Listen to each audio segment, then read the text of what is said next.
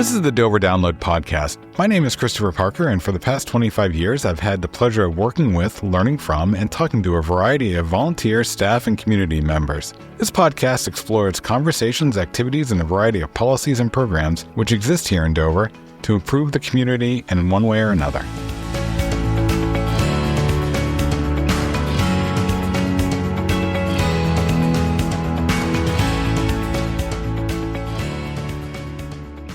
November is upon us, and that must mean that there is an election coming up.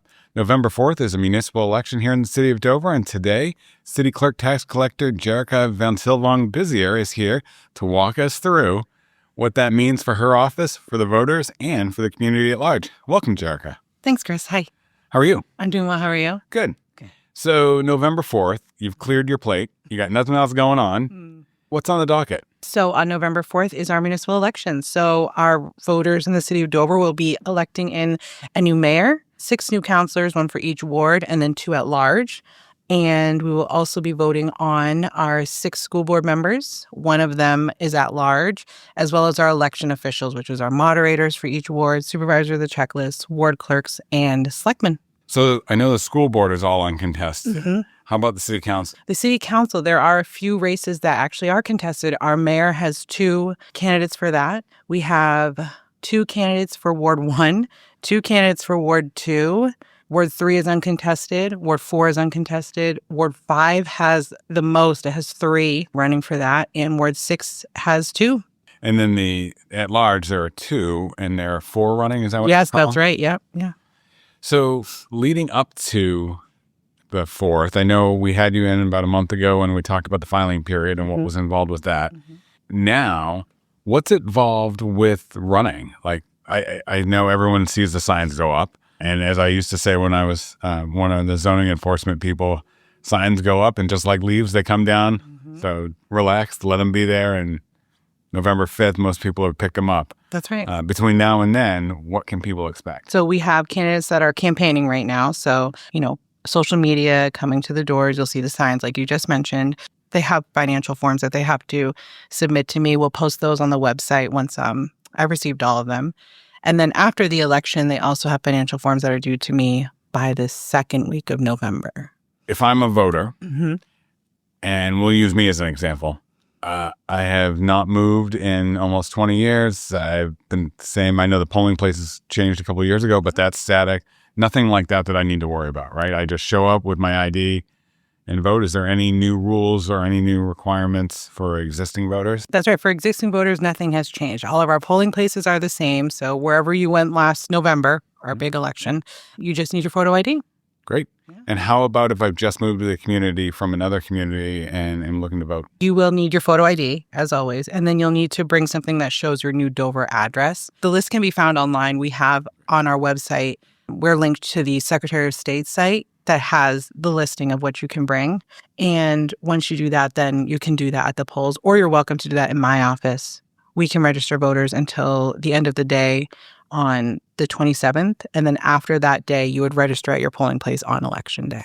So this is running on October 28th. So we'll encourage people to go. If you have not had the chance to register, day of is your next chance. And you should not use that as a reason not to vote. Right. And you can also, if for whatever reason you're not registered and you can't make it on November 4th, you can still register by absentee. You would just visit my office anytime before Election Day, and we can help you do that. So absentee is the same if I'm myself and I'm going to be on vacation, I'm going to be out of town, what have you. I can come in and see the smiling faces in the clerk tax collector office. And where is that located, by the way? That's right. Yep. So you would come into my office. We are on the ground floor of City Hall.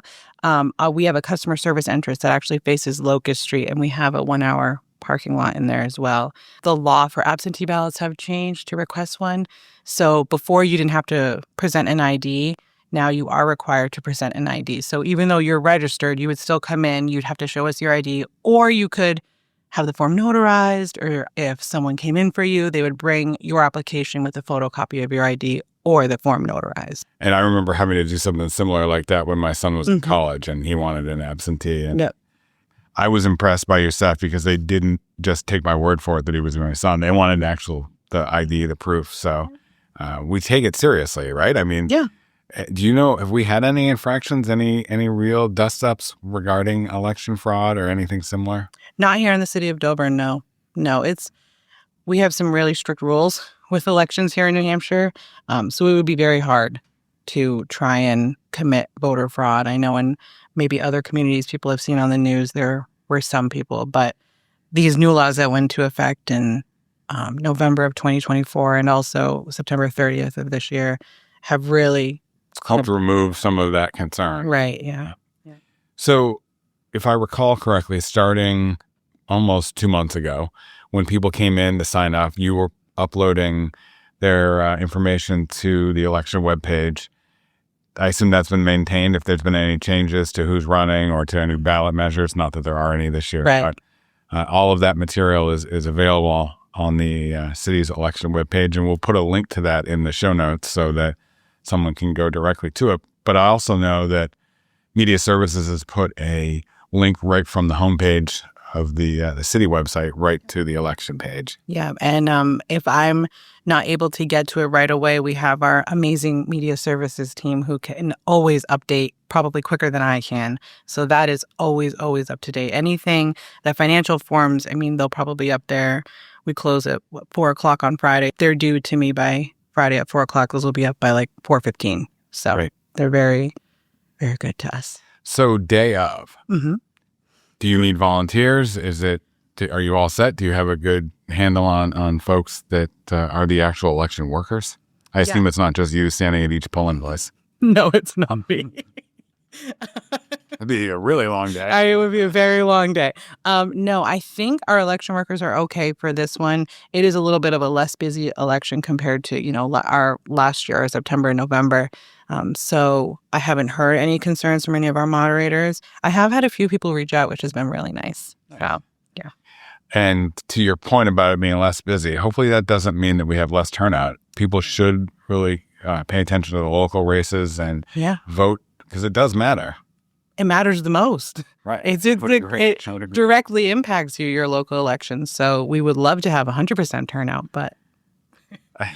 You're saying that because you're not an election worker. Yeah.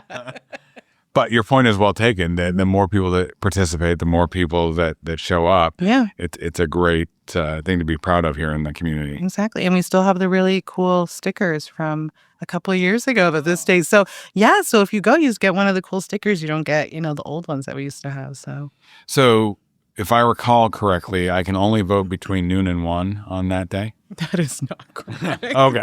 Phew. Correct me. Our polling places are open from 7 a.m. to 7 p.m. on Election Day. Great. And as you said earlier, the polling locations have not changed. The 6 of them are still the 6 of them. That's right. There's Ward 1, which is Francis G. Hopkins School, formerly Horn Street School. Ward 2 is our Dover Ice Arena. Ward 3 is the Woodman Park Elementary School. Ward 4 is our Garrison Elementary School. Ward 5 is Dover Middle School. And Ward 6 is the Hellenic Center on Long Hill Road. Nice. Anything else the listeners should know as we wrap up? There have been some changes to new voter registration law. So if you do need to register to vote in my office or on Election Day, just be prepared that you do need to have a photo ID. You do have to prove your citizenship. That can be proven with your birth record, a passport, or if you were naturalized, your naturalization paperwork. And your proof of domicile, also, you have to have something. Something that works really well is if your license is already updated, a pay stub, a car registration, that we do have a list. So there are a few more things that we can use for that. But citizenship and identity, it's very strict. There's no way around those two requirements. There used to be, but the law changed on Veterans Day 2024. Okay. So we will see everyone from 7 to 7 on November 4th at one of the 6 polling places. They can check out the website if they've got questions, or they can call the city clerk's office at 603-516-6018. Thank you very much. Have a great day. Thanks, Chris. You too. Dover has a wealth of history in its over 400 years of existence. Coming up, Mike Gillis is going to share some of that history with us. This week in 1818, Franklin Academy in Dover was incorporated, receiving a generous endowment for the times from public-spirited citizens. The chief endowment was the land on which it was built and several adjoining lots, provided by Daniel Waldron. Franklin Academy was a private college prep school located on Central Avenue between Waldron Street and Orchard Street. The stately, two-story red brick building with a bell tower stood at the brow of the hill at the west side of Central Avenue. It was the first public building in Dover constructed of brick. The Academy's dedication ceremony was held on Saturday, December 5, 1818, and just 2 days later, the first term commenced. When it was first built, beautiful lawns extended in front of the building down to Central Avenue. The north side looked over the river, as Waldron Street had not yet been constructed. The bell was a gift from Captain William Flagg of Dover, commander of a privateer ship during the War of 1812. He had captured the bell from a merchant ship and donated it to the Academy. Captain Flagg, builder of the beautiful Tidewater farm home on the Cocheco River near the Salmon Falls, was one of the original trustees of Franklin Academy. For over 75 years, Franklin Academy provided education to local youth. By the time it closed in 1896, the formerly bucolic campus was surrounded by homes and factories. The school saw its largest enrollment of approximately 100 students in 1881. Over the decades, Franklin Academy prepared numerous students for college and beyond. Thanks for listening to the Dover Download this week. If you like what you heard, subscribe through your favorite podcast aggregator. And if you have something you want to hear a topic on, let us know. Finally, this is just one of the many ways we share information about the city of Dover. You can subscribe to the Dover Download's email newsletter every week or other newsletters that we have by going to the City of Dover homepage, www.dover.nh.gov. Have a great week.